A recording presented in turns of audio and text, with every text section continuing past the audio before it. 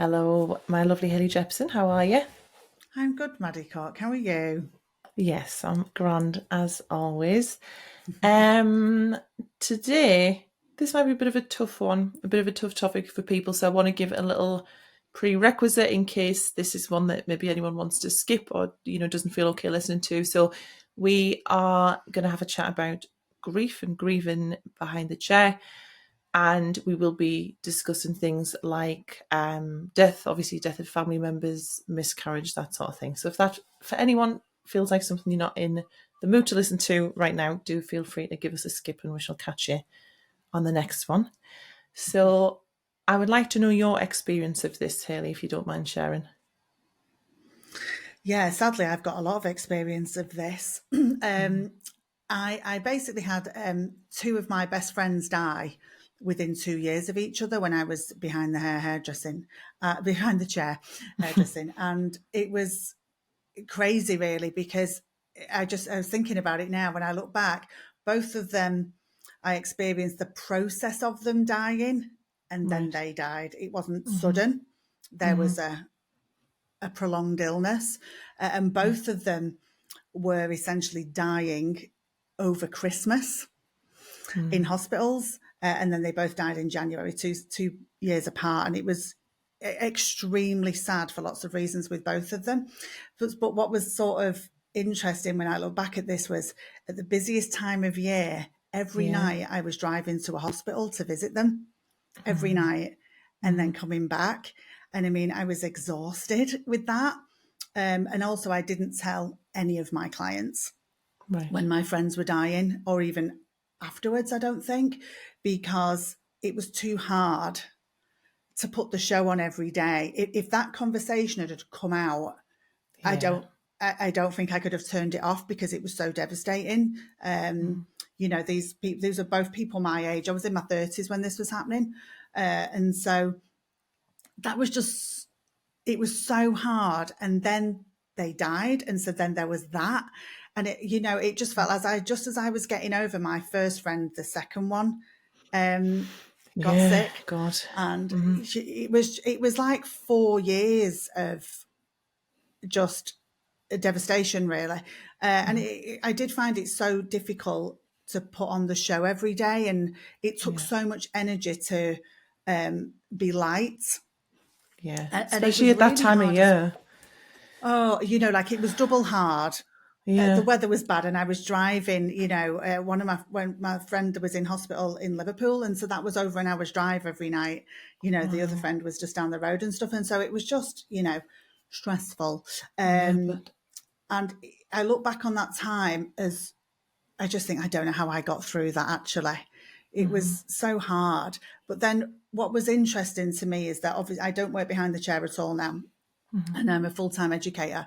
And my dad died a couple of years ago. And I really reflected on at the time when my dad again was sick, and Mm-hmm. there was it wasn't sudden that he was ill. And it was so different when my dad was sick and dying than when Mm-hmm. my friends did, because I wasn't Yeah. behind the chair. I felt like I could grieve in peace, just Yeah. sat at my computer. I could do bits of work afterwards because it wasn't as taxing as putting my makeup on, a nice outfit, thinking Mm-hmm. about a colour correction and a smile. I didn't Yeah. have to do all of that. And I really reflected about how different that experience was. Mm-hmm. When my mum rang me and said, "You need to come," Mm-hmm. within 30 minutes, I was in the car. Mm-hmm. Yeah. I'd cancelled everything.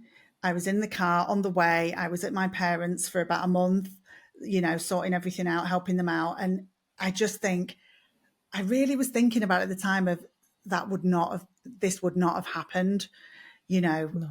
I mean, I remember when my friend died, I was grateful the funeral was on my day off, Oh my and just stuff God. like That's that, so hard, isn't it? because I didn't want to have to ask for more time. And, Yeah.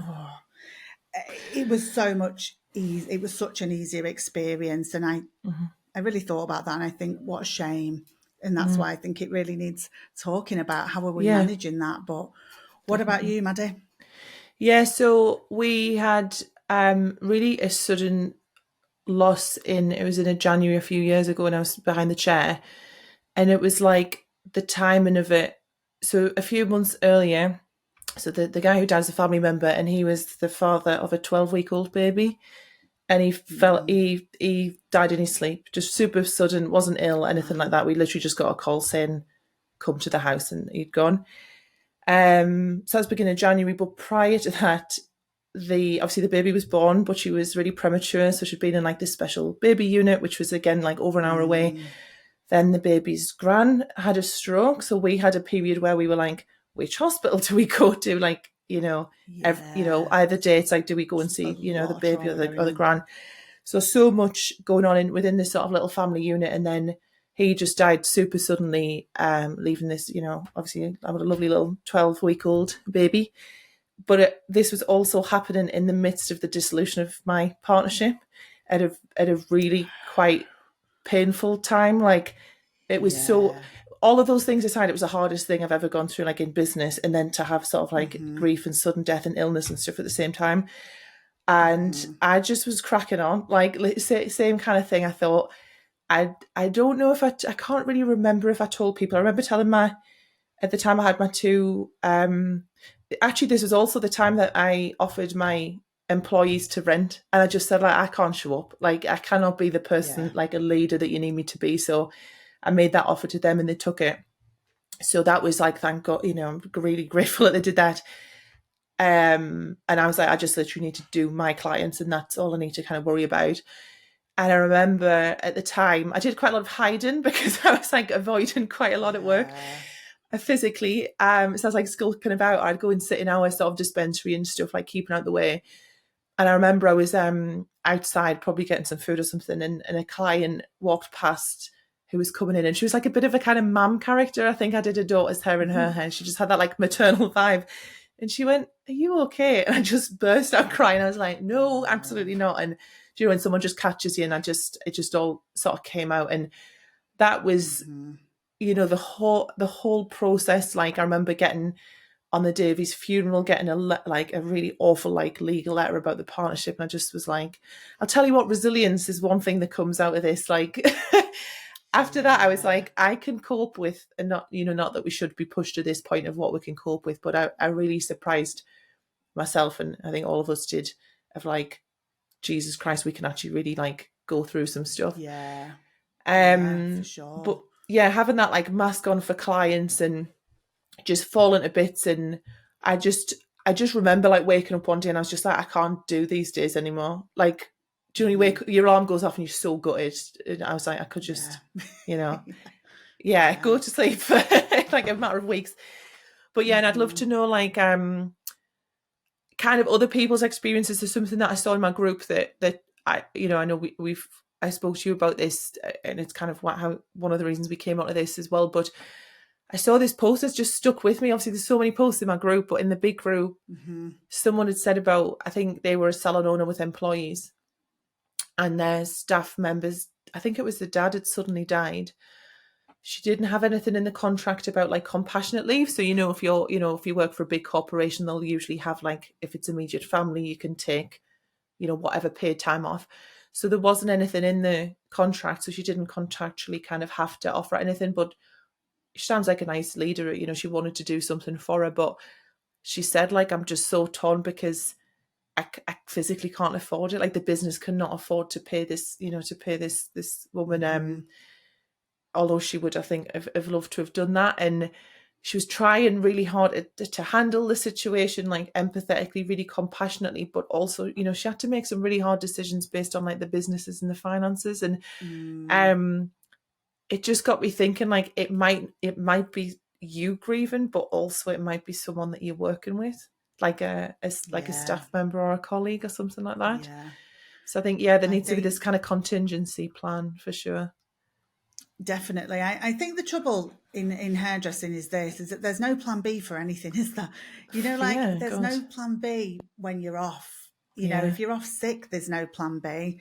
There's no, you can't just ring an agency and get someone to come and do your clients. There's just none of that, is there? And then it's the same if someone's grieving, there's such a panic in all of us as hairdressers about being off work. It's a panic for salon owners. It's a panic for you as an employed person or a self-employed person. Just our worst fear is letting our clients down, isn't it? And I think we need to really start thinking about some sort of backup plan, Definitely. because this is the worst time of people's lives. It's the worst time of your life when you're grieving. It's the worst time of maybe someone who's working for his life, and to be worrying about it impacting your business, and that really, clouding how you can show up for someone and look after them. And being terrified that you're going to lose your business because someone's grieving. I mean, it's too much, isn't it? Yeah, it's far It's too too much. much. I just think we've got to start thinking about planning for these things as much as possible. Yeah. What do you think, Maddie? Yeah, I totally agree. Like, I was talking to my PT, and I was like, I had that I can remember. I've had 2 days off sick in 12 years when I did hair. Yet when I was in my call centre days, and it was, full pay, lovely. Oh, if I was like a bit hungover, if I was a bit tired, no, sorry, people who paid me previously. I'd like, sling a sticky, and you knew that you'd have like, what is it, like 3 days self-certified. Then I remember when swine flu was a thing, I was like, I rang up, I was like, I think I've got swine flu.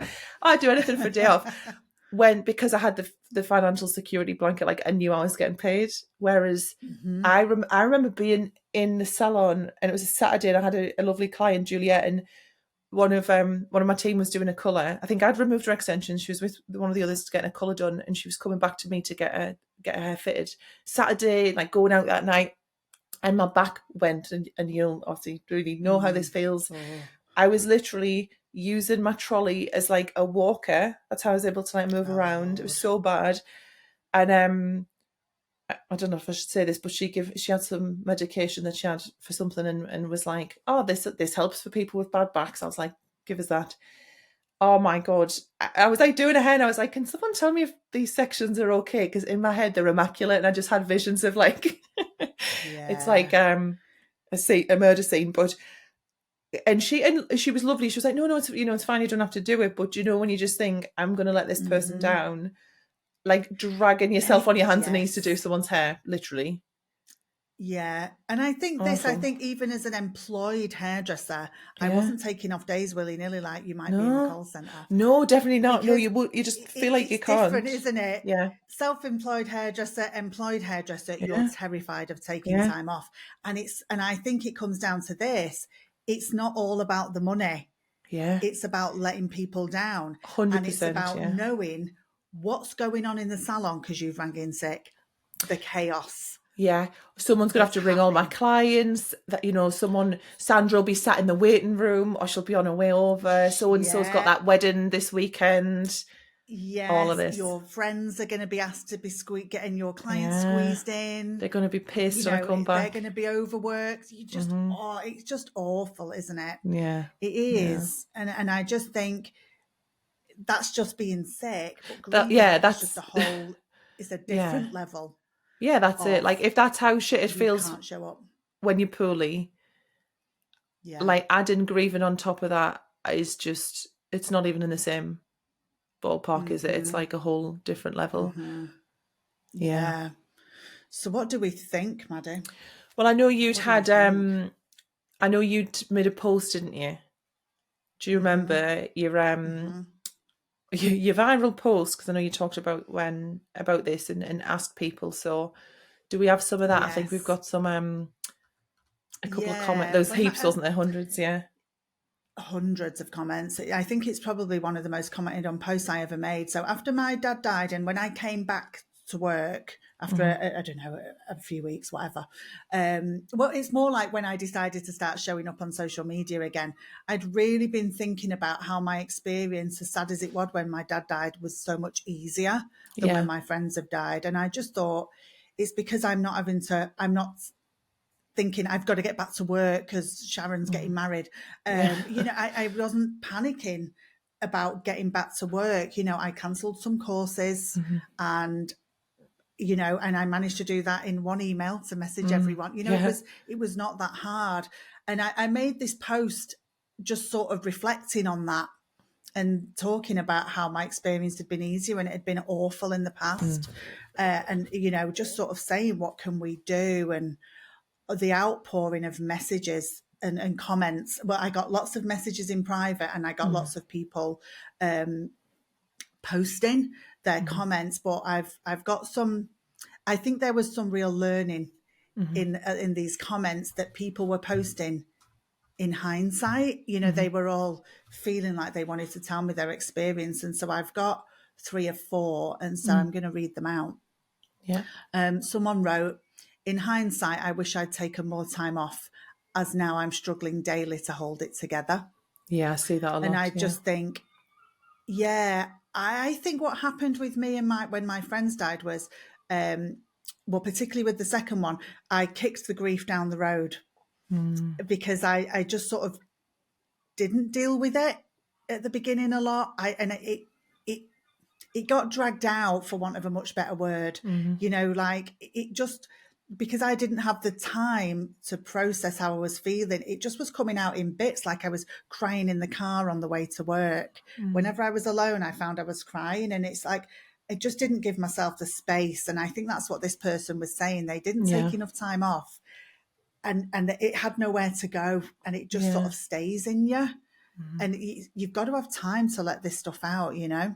Yeah. Somebody else wrote, I do wish sometimes I had a job where I could hide away from people when grieving. All I wanted to do was be by myself or with my family. In this industry, we have a fear of letting clients down. I prolonged my grief because I didn't allow myself enough time to process what had happened.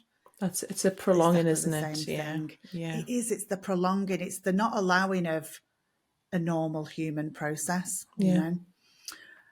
Another person said, I've had 2 miscarriages this year. I went back to work 3 days after one, and the other one happened in work.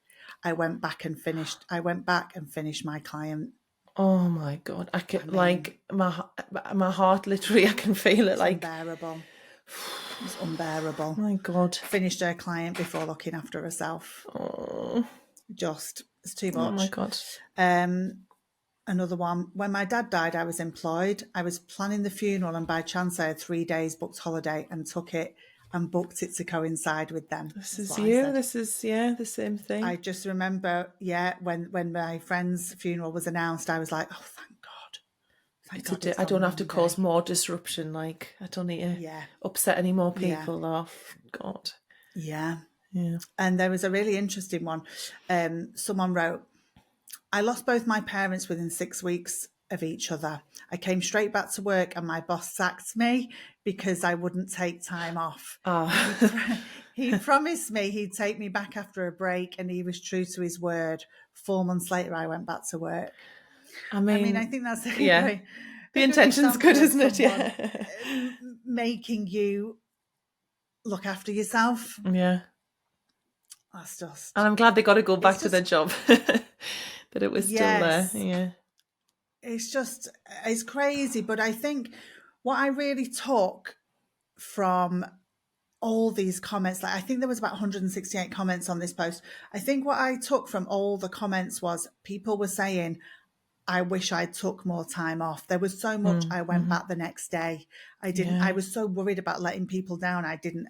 And people were saying in hindsight, the consequences of not doing that have been big. Yeah, I bet. And I just think we've got to really start thinking about looking after ourselves better in these situations, you know, and understanding that it's clients don't come and get their hair done when something happens that big. They cancel, you know, whereas we're so terrified of letting people down. And I just think as an industry, we've got to start looking after grieving hairdressers better. Yeah. You know, and that change has got to come from us. You know, we as an industry are the people who can change the industry. It's got to come from the inside. And I think that all of us have a chance to contribute to this change by speaking up. If you're leaders, you know,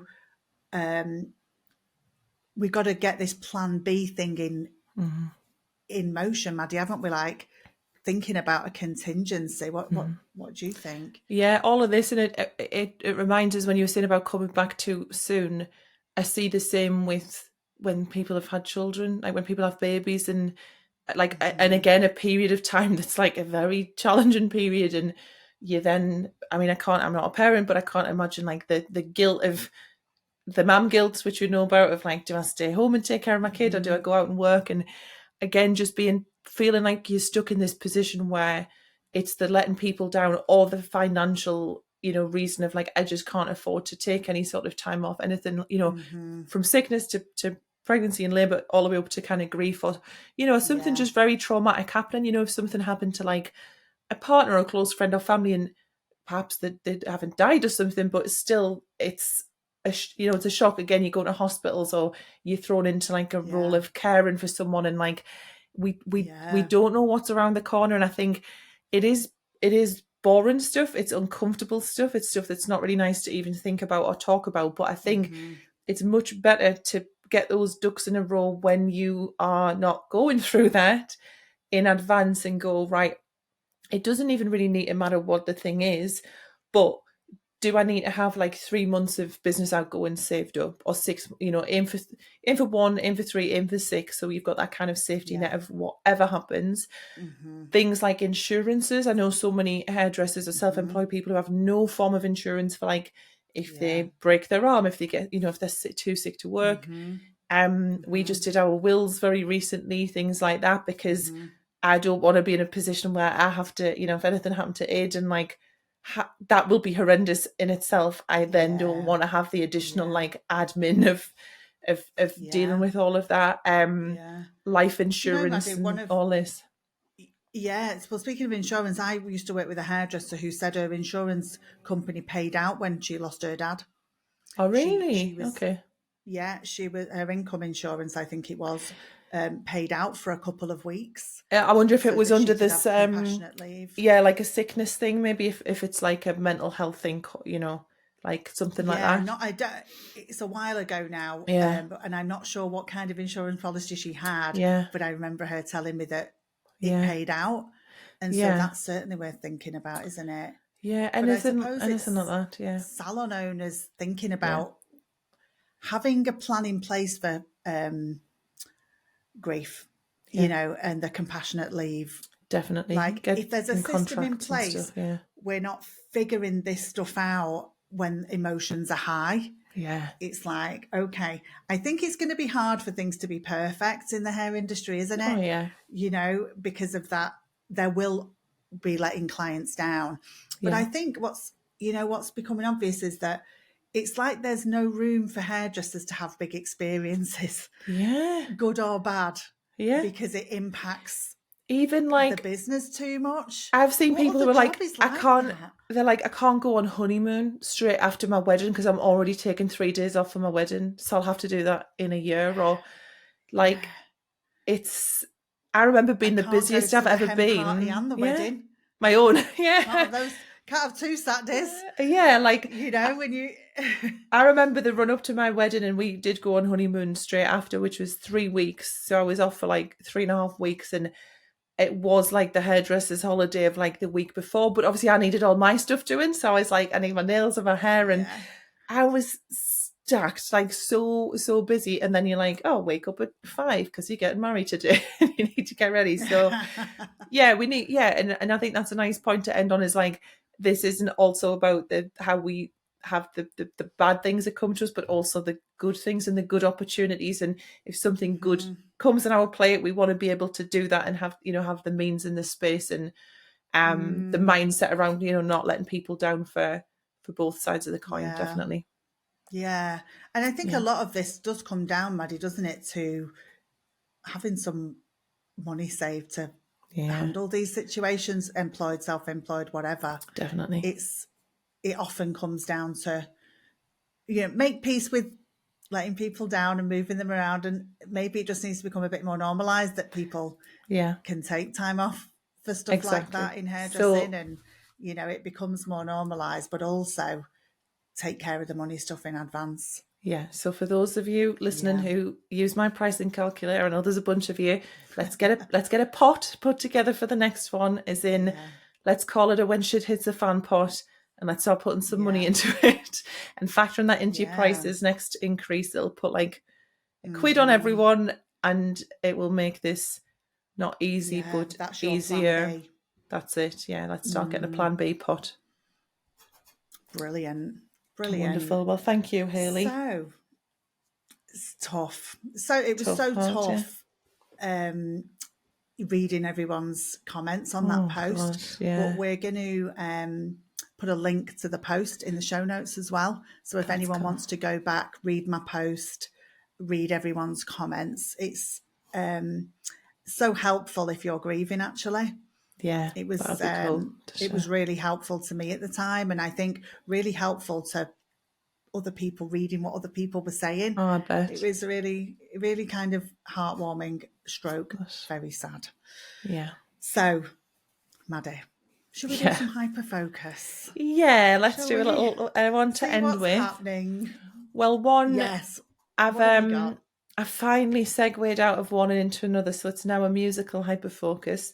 Because you may or may not remember, months and months ago, I started listening to Zach Bryan, who's like a country singer. And you know when you get your Apple end of year thing, where it's like the Spotify Unwrapped, but for like Apple people. And it was like, you've listened to, I think it was like 10,000 minutes or something. And I'd literally only heard of him like 7 weeks before. And I was like, this is too, like, everyone's like, how do you just have it on all the time? Which the answer is yes. So finally, I still listen to him, but there's a band called Idols who I've liked for ages.